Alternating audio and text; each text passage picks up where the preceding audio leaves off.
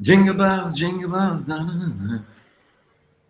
Not yet, Ben. We're still time, but I guess it is Christmas season. I have to get it. It's the 16th. It's the 16th. It's that season. It's 8 days ahead of us, and it's the last episode before we enter the festive season here at STX. That is true. I cannot say I'm feeling Christmas festive vibes. I am more feeling Waves. and beach vibes. I got some waves happening in the background I brought for you. Yeah, it has been, Yeah, that yeah. guy over here is in Sri Lanka, having a good time, hitting some rocks as well as I heard when being too adventurous out there. But no more, So, yeah. no more accidents, right? Yeah, it's been a beautiful last week or so of surfing and scuba and meeting some lot of fun people. Yeah, the water, my friend, the water. Is that your element? I very clearly, very clearly. But no, I feel like there is so much to talk about. I almost was like we shouldn't even bother with the news. There is so much else happening that I want to talk about, starting with the Formula One. Treat yourself. What do you want to talk about? Oh my God. That was um, that was the most incredible end to a Formula One season. And actually, in as incredible as it was, the 2008 Hamilton versus Massa last lap shenanigans were as close, but this was incredible. There was so much drama and tension and like office stuff going on. Oof, it was intense. How did you feel about the result? Yeah, first of all, I was pro Verstappen for two reasons. I mean, I'm Team Schumacher, so I'm happy that he's still leading in titles together with Hamilton, so that I'm happy about. And secondly, it's also good to have some change and have somebody else to win, which is obviously always more interesting. So I was Fun happy with fact the result. Yeah. Fun fact which I brought to your attention, which you had not missed, but maybe didn't slightly notice about the cause of the Latifi crash was a certain Schumacher, in a way, not directly, but in a way. So the That's a bit son did his concerning. job. Well done, Mick. But to be honest, I have to give it to all the Hamilton fans. I would be mad as well if I would be for Hamilton. I mean, yes, it is within the rules, but still, I would be like, come on, couple rounds before the end, I was leading by I don't know what was it, 12 seconds or so. In fact, I won the race. I mean, you can never say you have won it until the last lap, but I mean, I think he deserved it to win that race and therefore the championship. Yeah, I mean the upon Max, there's nothing you can do. A crash 5 laps to go. I mean, the Yeah. moment the crash happened, you looked at it, you knew safety car. There was no way that car was getting cleared off the track. It was just in that position. And once, I mean, and the weird thing is that you could argue Mercedes didn't pit, but like on the safety car to put Hamilton. But the problem with that is that if Lewis had gone in, Max would have stayed out. So I mean, Max would have taken track position anyway. And Max had an older set of tires, but I mean, they were still much younger. Lewis had a 30 lap old set.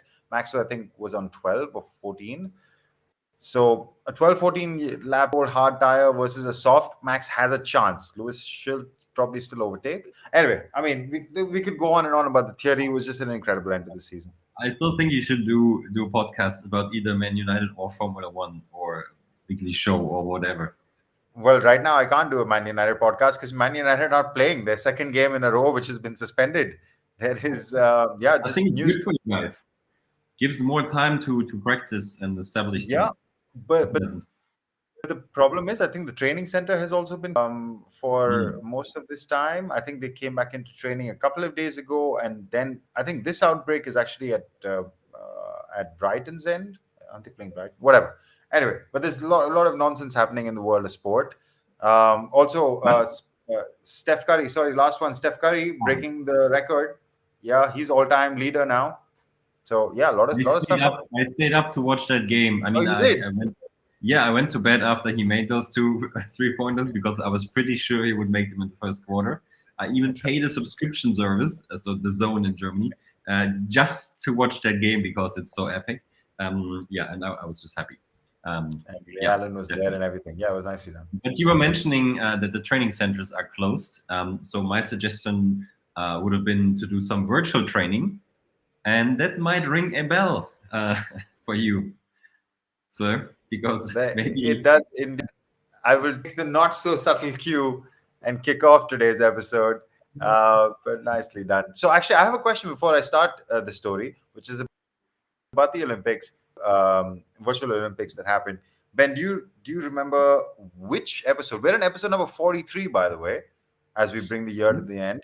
Do you remember which episode we covered this first story in? I'll give you a clue. It was April.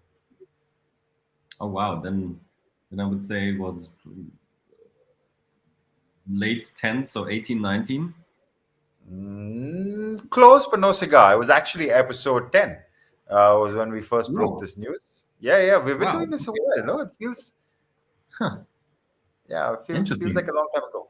Yeah. But no, so in that story we talked about Olympics, and they were organizing a virtual Olympics, kind of a way for everybody else in different parts of the world to participate in basically an online game of some sorts, which was an open game for anybody to participate in. There were some elite athletes who were competing alongside amateurs, people who were just there for fun.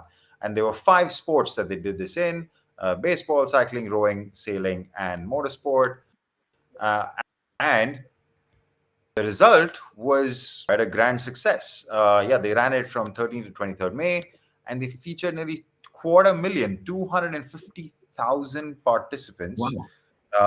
Yeah, they did all right, and there were 2 million entries. So I guess the conversion of entry to participants, if I'm understanding the definitions correctly, wasn't so great. It's at 10% or a little more than 10%, but still, they had. I mean, that's a super solid turnout.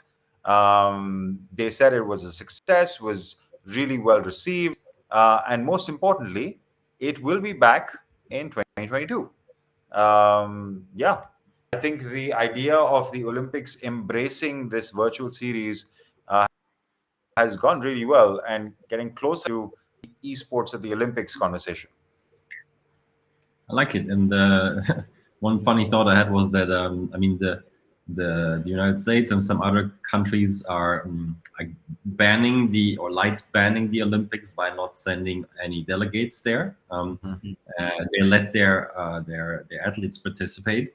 But I wonder when maybe at some point maybe a big athlete will make a statement, will be like, no, I'm not going to go to the Olympics. I'm only going to join the virtual ones. Something like this could be an interesting PR stunt or headline or something. Like I could see that happening. Yeah, actually, that's a really good point. I mean, just for the reason that you just described, it's a great headline, and somebody's PR team will say, "Hey, we should be the ones to do it."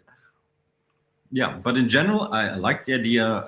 We both missed to participate. Maybe next year is our year Maybe. to participate. Just in order to be able to say, hey, I'm going to participate. I have participated. If I would get an NFT that would state that I participated, I would totally do it. Then they got me. Right.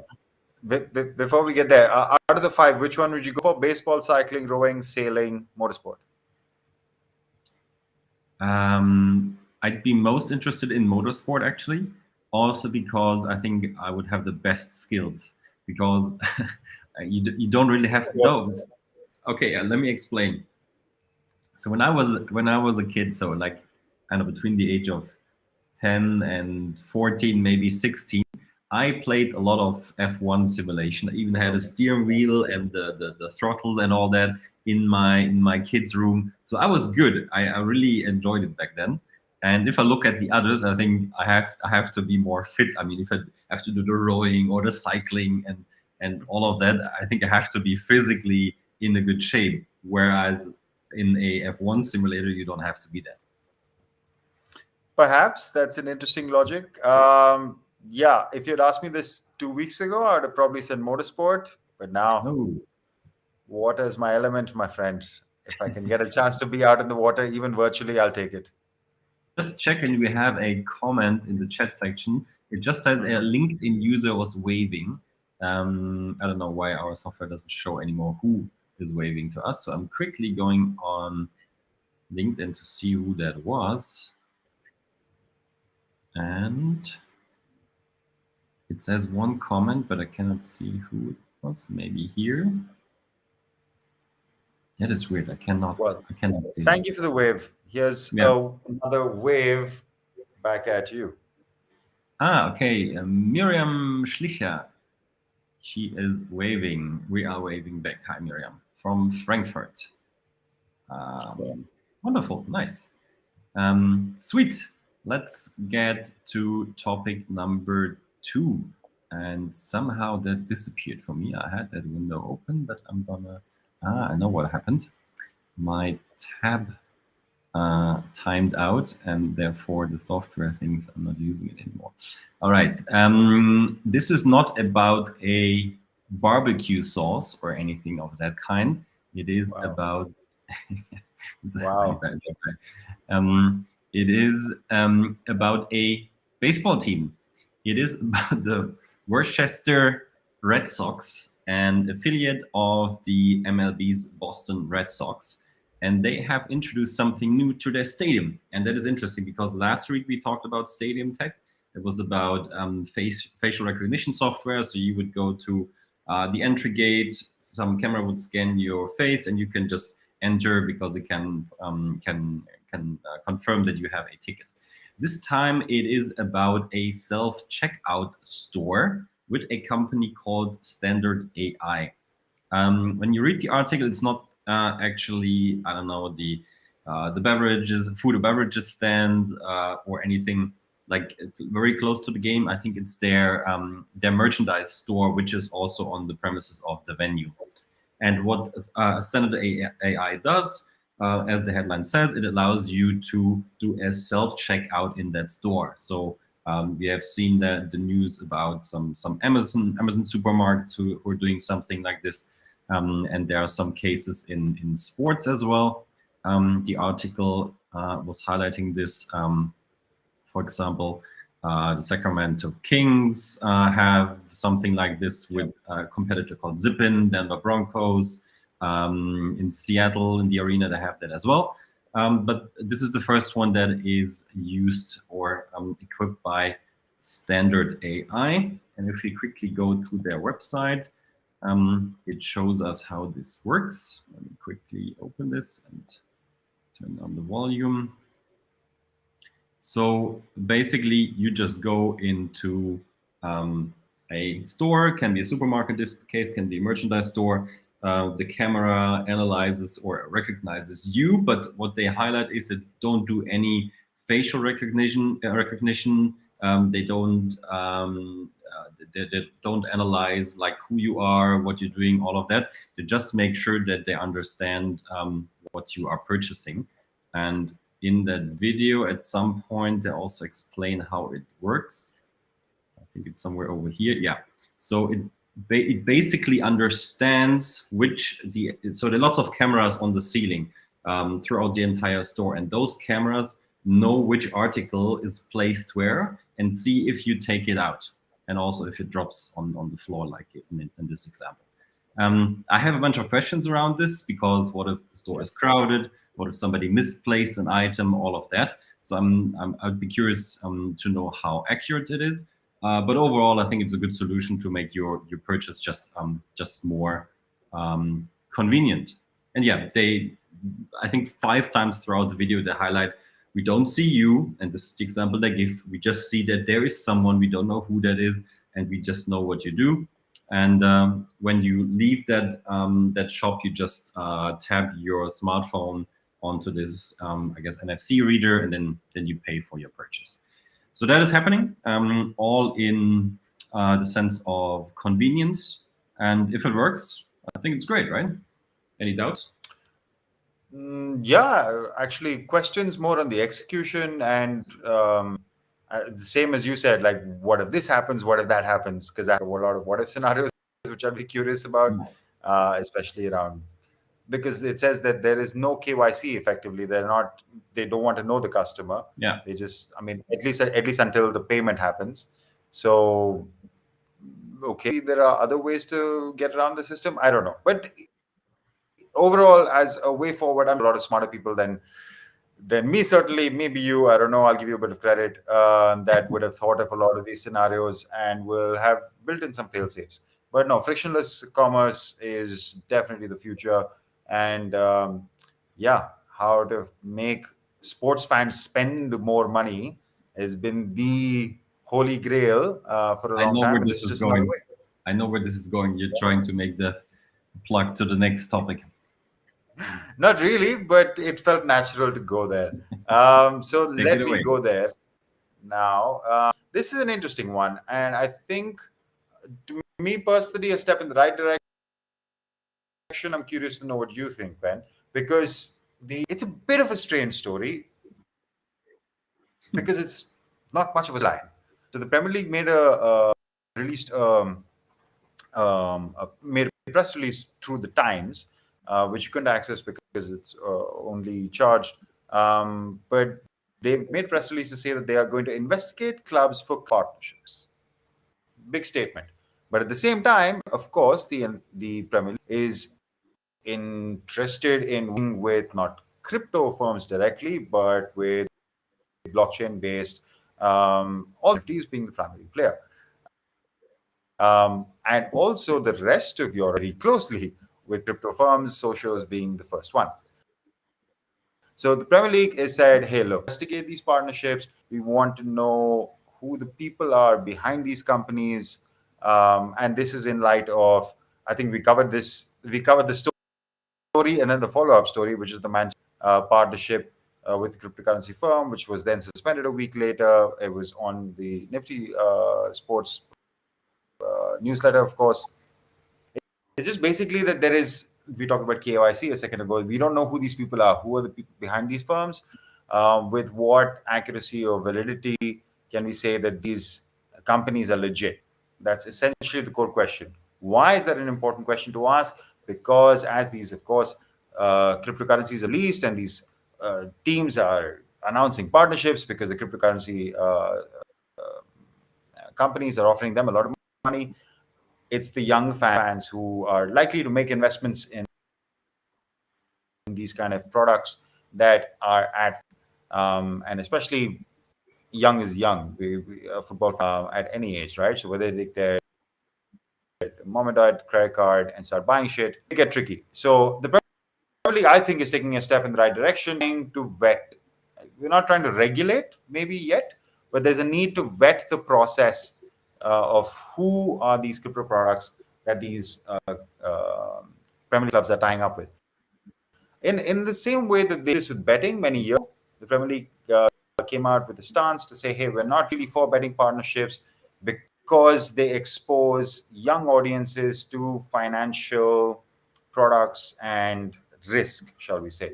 So in the same way, they're doing it with that, which I think is reasonably responsible. Ben, yay or nay? Definitely yay, but for more Okay. reasons, I think. I mean, protecting the fans and customers of the league is one thing, but the other things are also that I think there's lots of insider trading happening there. It opens the door for corruption that the industry is heavily fighting, and that is bad for the reputation. And an unregulated market like the crypto market is like probably heaven for people who want to do some shady stuff there. And coming to the third one, overall, I think it's important to see what companies are behind there if they operate within some of the rules that already exist. I mean, there's lots of talk about socials, and I have my doubts myself. And we have read this excellent article on The Athletic about it, explaining how much in a gray zone that company is operating. So I think it's almost a triple risk, like shady business itself, shady people accepting money, doing insider trading, being corrupt, and protecting the fan, the customers, the reputation. So it can be a dangerous thing, and therefore I think it has to be has to be looked at. And I think lots of clubs out there who went into those partnerships did not do it enough. I think it's one of the cases where if a few big clubs do it, then they'll be like, yeah, okay, it cannot be so bad. Let's do that as well. We can always say the others do it first. So I'm to be honest, I'm still waiting for that that can you say that barrel to explode. Yeah, it's good that somebody's taking it serious and looking into it. And just one thing, interestingly, have you noticed? I think it's still correct that none of the German teams entered any partnerships with Socios, and that's always a sign. I think the Bundesliga has been doing a good job with protecting their clubs and teams, and there must be something to it, I think. Excellent point, actually. I hadn't realized that, but the moment you said it, I was like, yeah, that's true, and absolutely spot on. I think there's a reason for it. I just want to do a quick follow up on that bit, just to give anybody a sense of how much money we're talking about. BBC released an article recently, and maybe that was in line with the Premier League story, that there's over $350 million which has been spent on virtual currencies. This is not a small amount of money. A lot of, interestingly, there are 20 different clubs, it says, launched different types of fan tokens, 8 of them from the. Now, out of this 350 million, it does not say how much goes directly to the clubs. This is all data from Socios. So they're right. Number 2, these 3 clubs, or these 4 clubs rather, generate the most sales: Lazio, City, Porto, and Santos. And Lazio themselves are 110 out of the 300. That's more than a third. I mean, is it purely? I mean, this kind of data, this is clearly not purely fan driven. This is very speculative. Investor product. We're not going to pretend that it's all about the fans. But for these specific ones to be targeted, there's definitely a bit of, as you said, corruption, insider information going up and down, things like that. So yeah, I think this is an area that has to be looked at. Surely continue to get looked at over the next few months and years. Yeah, and we're gonna stay in the blockchain topic, but moving to a different one, which brought lots of joy to me actually this week, because I think this is a fantastic move by Nike.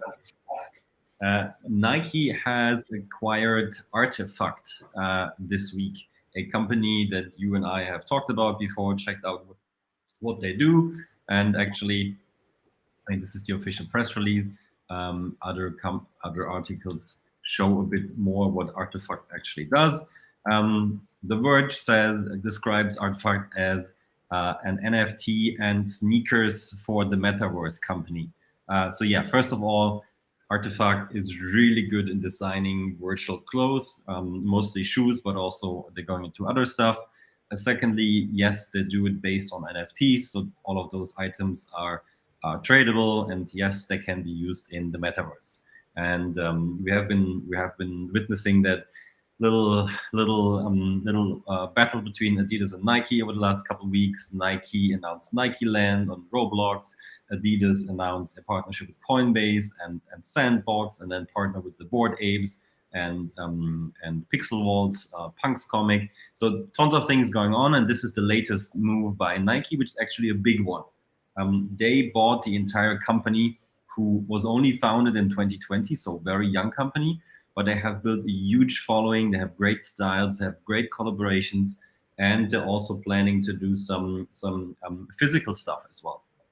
So they bought the entire company, and it is not just those virtual products that they bought.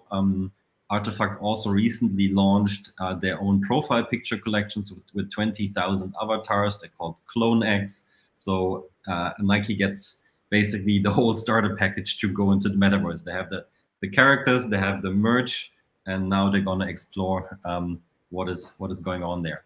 And again, it's perfect to test some virtual designs, see which ones work, then bring them to the real world, and probably make even more money. And just to see, to show you what is possible in the virtual world already, RTFKT managed to sell 600 pairs of sneaker NFTs in February. That was a limited drop, and with that drop, they made 3.1 million US dollar within 6 minutes. And also that the 20,000 avatar collection I just mentioned sold out super fast. They have, I don't know, I think around, I don't know, I have to check, but at least 50,000 Ethereum in sales on the secondary market, where they get part of the revenues.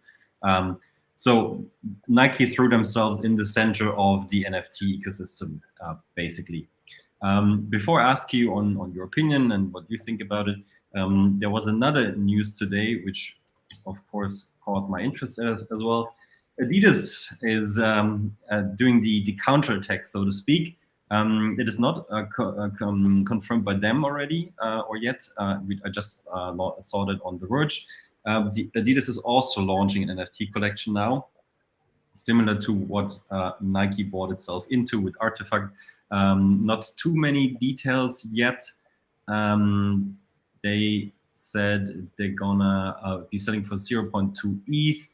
They didn't say how many of those, what they would look like. All of that not clear, but they said it's gonna happen tomorrow. So that is very soon. So as you can imagine, I'm hyper focused on the drop and see if I can get one or two or even more of those because I think they might be pretty cool. Yeah. So long story short, Adidas and Nike are getting at it with all things metaverse, NFTs, profile picture collections, virtual merchandise, and all of that. Yeah, last week I asked you what you think about it. You said you're not too much into virtual stuff, but you are generally interested, right? Yeah, I mean, as a story, as an industry, there's no question about which way it's headed, which is only bigger, faster, better, stronger. Me as a consumer, I'm not interested, but that's me trying not to be interested as a consumer in most things. But coming back to Artifact, firstly, the Nike Adidas metaverse is definitely a thing, and it clearly seems that they're both consciously going head to head here. Because I don't think I've ever seen this like level of, hey, the moment you throw a punch, I throw a punch back, So probably since. fast. Yeah, exactly, they're really reacting to each other in a way that I haven't seen since maybe they were trying to sign the basketball guys after Jordan broke out, and Adidas realized that they had really dropped the ball on something, and they were too slow to react, and then Adidas did something in football and Nike were running behind them. But this speed of reaction is interesting. Number one. Number two, Artifact themselves, yeah, very cool company. We've seen different drops from them. I mean, also not a company that Nike's pulled out from the blue. Andreessen Yeah. Horowitz are an investor. Vena Fund is another investor in Artifact, apart from another bunch of premium investors. So this is a company that's not been around for too long, but is already established a very strong premium base in the NFT world, or in the, let's say, digital merchandise world. So very interesting acquisition by Nike. Actually, super forward thinking. Clearly, it seems like whichever team is heading this function, the digital merchandise function at Nike, is very much of the opinion that the time is now. We have to act, and we have to act quick, and we have to make good strategic acquisitions, which so far it kind of feels like they've been on point. I'll give them that. Both of them and all the others, like Under Armour and the likes, Yeah, nothing. You don't hear nothing anything. yet. Nothing yet. Yeah, and by the way, I just highlighted one part in the article. Of course, they're also going to use it to sell physical stuff. So only if you have an NFT from that collection, you're going to be able to buy those hoodies, for example, here. Yeah, with certain logos from some of the, let's say, blue chip collections in the NFT space. Yeah, Yep. that weird language on there, I don't understand, but maybe you want to also tell us a bit about weird and new languages. I'm on fire in life. I know you're trying. You're trying, man. Oh, That wait. was it. But yeah, football FIFA has a new language, which well, they call it a new language. But essentially, actually, I really like the story. Um, I mean, I think it's slightly weird, but also interesting at the same time. Maybe even a bit dumb, but it's still interesting. Basically, FIFA is saying that at the FIFA Arab Cup, which is yet to happen, and there will be a similar approach at next year's World Cup, there will be new FIFA football language. Wow. Okay. Now, what does this mean? The snapshot is right here. Basically, it's about data, and it's about getting to a new level or greater level of detail and new metrics for data. And this one I really like because we've seen the NBA and the NFL constantly push the boundaries on identifying new parameters with which to measure players. And moving out of football is, I think, the steps behind. We've now, for example, nobody talks about goal and assists. It's more about expected goals and expected goal involvement and expected goals against and things like that. So XGA has become the metric in football that any conversation around football analytics is happening around. But that's just one area. I think there's a lot more, and that's basically what FIFA is trying to explore. FIFA is trying to get to what are the other data points that we can get to. Now, doing this is what I find basically a bit interesting. What they're saying, and I'm going to play this video. The video will make sense. But basically, they have this team of people who's sitting in Wales, somewhere in Wales. Well, okay, now the video has gone off for some reason. But there's a team of people sitting, who are analyzing. There are 25 people, there are 22 players on the pitch. So there's one person per player who's sitting and watching only, right? And then they have what looks like manual annotation-based system where they have a different set of attributes that they want to assign to that player about what that player is doing at any point in time. How they go short and show for the ball, how many times they make runs, what type of runs they make, which direction they're facing, all bunch of stuff. So they've created a whole bunch of attributes that they want to assign to these players, which, as you can see, that's what the video kind of shows right here. I hope it's playing. And that's through this. Telling you the story on the video talks about, like, on average, a football match generates 2,000 to 2,500 data points. Using this methodology, FIFA plans to generate about 15,000 data points per game. So volume exponentially grown, which is, 6 times. So that's a fair bit of information that they're gathering. And then to convert that, make it more contextualized, and then translate it into a strategy which we as viewers, and as well, number one, that players and coaches can understand, and then B, as viewers can understand, to make the game more intriguing for us to watch. This is where it's headed, to find more metrics. Really approach. I'd like it overall. Ben, anything to add in that story? No, it is interesting. I have a bunch of questions. The first one would be, is it really needed? Are we lacking something at the moment that this is so necessary? And what is the main goal for them to do this? Before we get to this, the second question is, does it all have to be done manually? Because I think we're heading to the exact opposite direction. Or is it just needed initially to establish a certain standard, as we, for example, tried to do with the SportsTech framework? And once that is in place, then you can automate all of that. So these are a bunch of questions that I had in my head. Any of them you want to answer or have a comment on? Yeah, no, this is why I started my thing with, I think it's a bit dumb also. Basically, we've taken a giant step 10 years back of how metrics were being measured.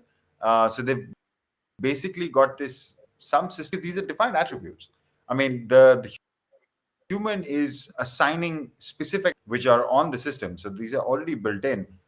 The layer that they're missing is that instead of a person watching a player, can't a computer be watching the same player and making more accurate allocations, rather than, like, say, you or me deciding, hey, did he come short? How far did he come short? And how far wrong did he run back? That's what I found the most interesting.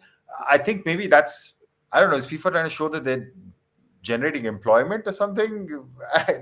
I found that part of the story really strange. I think the rest of the story I actually quite enjoyed. I like the idea. To answer your question of why, why not is a stupid answer, but it's literally that this is a direction. It's almost an exploratory phase, I would say. That once you go into this deep data hole, you might find something good, you might find something completely useless and crap. But maybe there's something good, which is why I said I like that they're following the NFL's and NBA's lead in being exploratory in identifying new ways or new metrics I mean, that the can other be thing is used. also, I mean, you said, I mean, 2,000 data points per game or something. Yeah. I hardly believe that. I think it's way more. I think if you talk to Sportradar and others, I'm sure they'll tell you we have 2,000 per minute or so. So I don't know. I don't know. Then I don't know. I mean, this is FIFA's official thing, and as they said in this article, make it the standard. They want to make this process the standard. So you're gonna have 5 guys watching every ball game doing this.